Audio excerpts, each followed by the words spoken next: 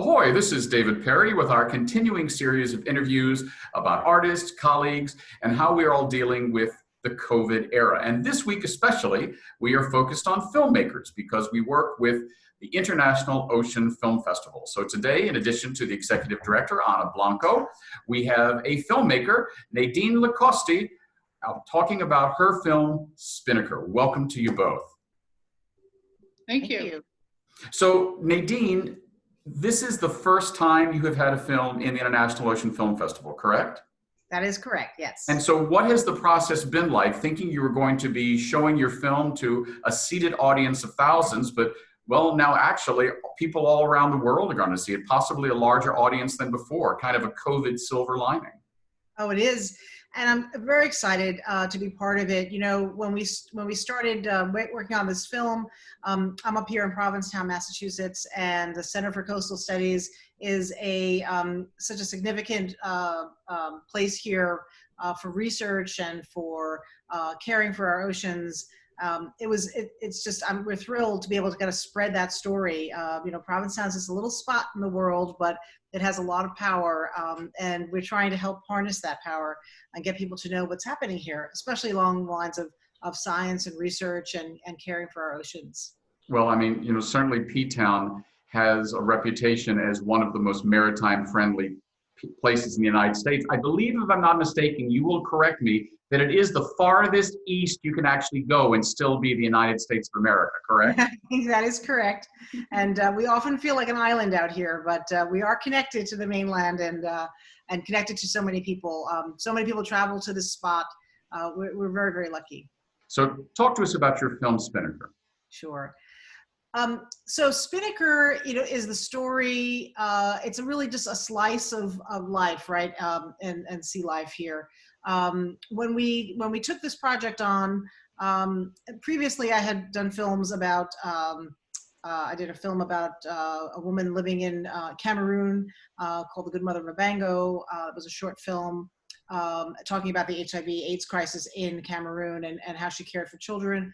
Then I had done a film called The Last One, which is about the AIDS memorial quilt and the journey over 25 years at the time. It was commemorating the 25th anniversary of that project. So I've sort of always been drawn to the other and talking about people and places and things that have been somewhat either isolated or forgotten in some way, and yet are so relevant to our common humanity.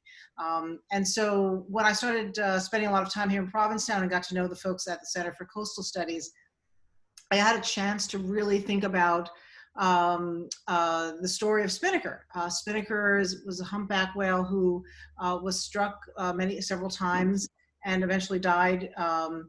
And the folks at the Center for Coastal Studies were able to reclaim her body and actually created a display.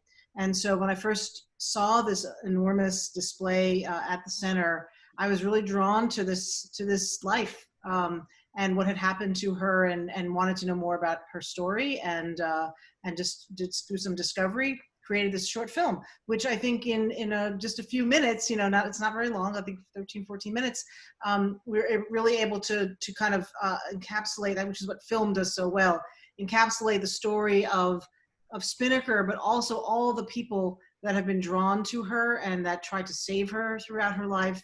And so it was yet another opportunity for me to meet people who are so selfless, and to kind of really spend some time with that story. It's such an honor.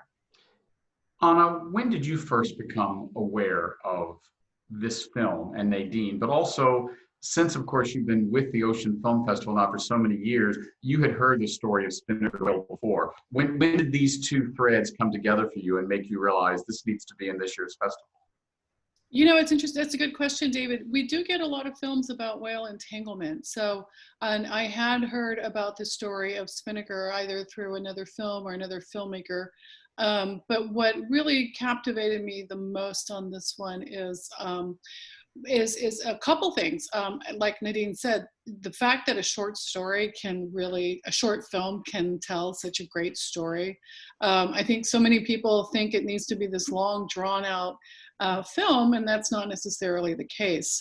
And I have seen the Center for Coastal Studies in other films before.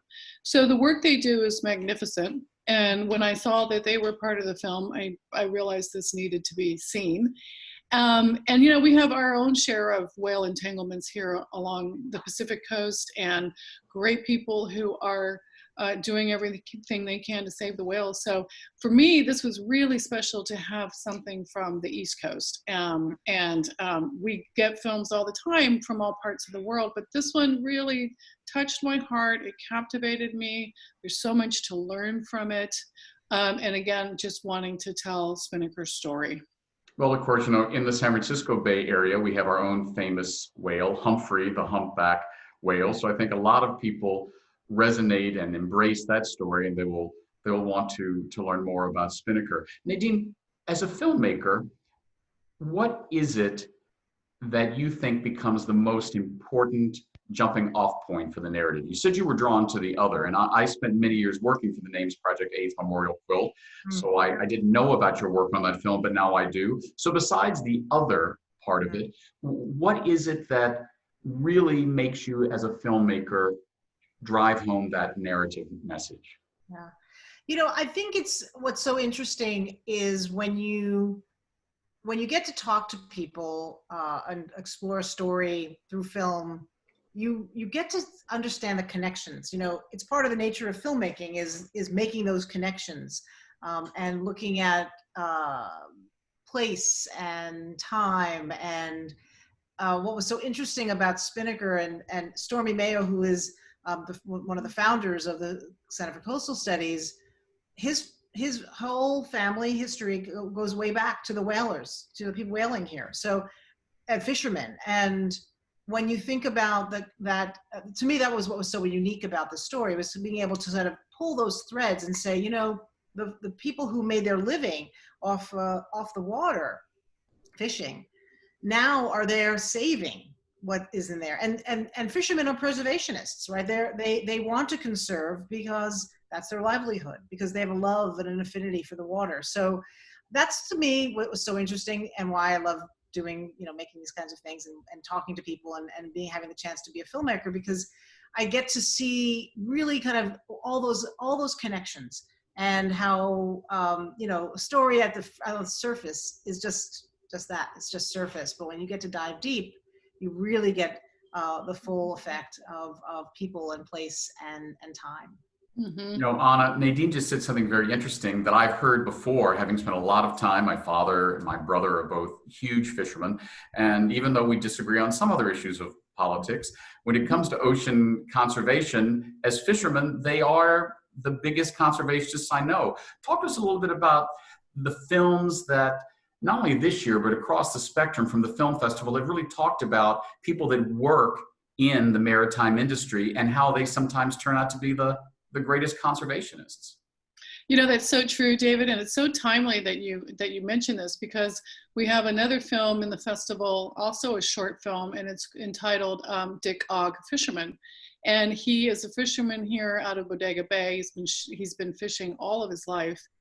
Another sweet short story about him and how he is working with the crabbing community here to make sure that the crab pots don't stay at the bottom of the ocean and therefore entangle the whales. So a very similar story, but more, and he said those exact words in our interview. He said, fishermen are conservationists, and they are the ones who are on the front lines. They see it every day. He talks a lot about the changes that he's seen on the Pacific coast in terms of number of crabs, size of crabs, etc. But I think that's what's so nice about these films, is that undoubtedly there will be films about individuals, people who are making a difference. And a lot of the times it's the fishermen themselves.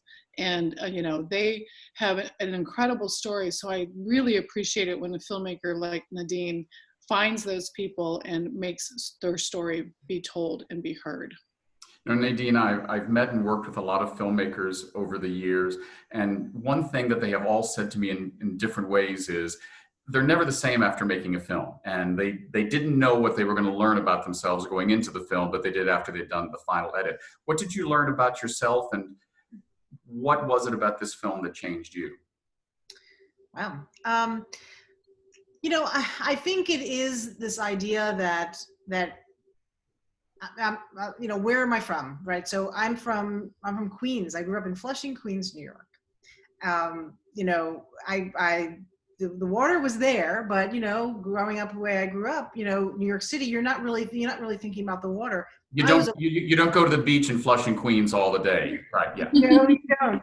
I mean, we are right on a bay, but it's Right. not used for fishing, for swimming, or Right. or really fishing, especially at that time. So I think what I learned about myself was, um, we all have the capacity to search things out for ourselves, and you don't have to be a PhD to tell a story about ocean life, right? You just have to be a concerned or interested person.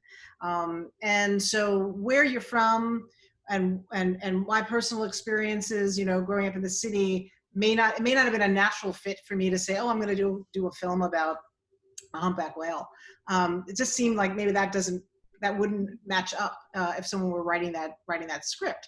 But I think that's what I learned. I learned that I am capable of telling that story, and that because I'm interested, because I'm thinking about the world in a way. I'm a mom, and I think about it for my kids, and I love the water. And maybe I don't know everything about it, but that's also good, because as a filmmaker, maybe I can take on that role for someone else and bring access to the story so that anyone can watch it. This is a film that we made.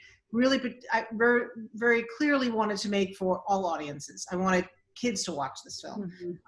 And it's a sad story. And so I think that was also part of it. It was, how do you tell a story that doesn't end well, right? Spinnaker dies, and you know that from the beginning. So, I wished it was a different ending.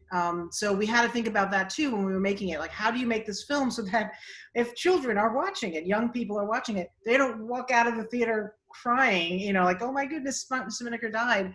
But that they understand that there's hope, right? That Spinnaker is gone, but her story lives on. And we are now stewards for her. We need to kind of carry on that story and change, make change for the future Spinnakers that are out there.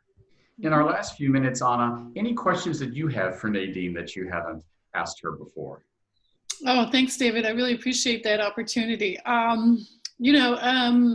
I guess more of a question, a statement, actually. I hope that you find other ocean themes to make movies about. When I first started, I learned that there's a lot of filmmakers who come across an ocean subject, or they meet somebody, and then they tell their story and they go off to another commission. And they always say that they were incredibly touched, and they'll never forget the experience they had in making their film about the ocean. So I hope you have another one planned, because this one was magnificent.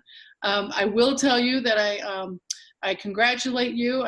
Your team has mentioned our Global Audience Award on your website. And it's working. You're getting a lot of views, and you're getting a lot of votes for the Global Audience Award. So kudos to you and your team, and thank you for telling this incredibly good story about Spinnaker. And Ana, while I've got you, tell us now what news has just been announced. I know, because I just finished the news release today. Thanks, David. So, the festival started July 30th for 11 days. Over 54 films, many Q&As, panel discussions, etc. And what we're learning is that people have really enjoyed the opportunity to experience content in their home, and to have films accessible 24/7. To not be limited to 4 days in a theater, which is great in its own right. But the virtual aspect of this has given us an opportunity to reach people around the world. We are hearing from people all over on social media, and it's just been fun, and it's been interesting. And we thought about it and figured, we can extend it. Let's extend it. And when we started talking to people, everybody was so grateful, because even though we're all staying at home and we're in place, people are busy. They're almost busier than they were before. So they appreciate the extra time for being able to watch the film. So it's been extended to August 16th, Sunday, August 16th. So all the films are still available, as well as the chance to vote for the Global Audience Award. So thank you, Nadine. Nadine, in closing, anything you'd like to make sure that our viewers know about the film or about you? Oh, thanks so much. I really appreciate being part of this. It's so meaningful. I'm actually endeavoring on another film around the right whales. As you know, that's a big story and also something that needs to be told. So we are working on that. So hopefully we'll come back. We'll send it to you when it's ready, and we will keep talking about this festival and all the work you're doing. We are so grateful, and I'm glad that the world is getting to watch these wonderful, wonderful stories that you've put together. So again, thank you so much. Well, I look forward to. I see the whale tail in the background, and A little prop. yeah, it's good.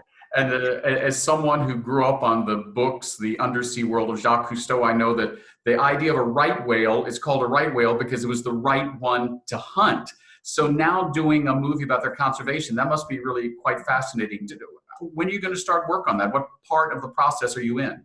Yeah, we're in development right now. We're doing all the research, which is fascinating. And we're actually looking at it through the lens of history as well. We want to talk about the whaling industry and how big that was here, and really thinking about how we take energy and assets from nature, and then what happens to us all in terms of climate change, and trying to really connect that.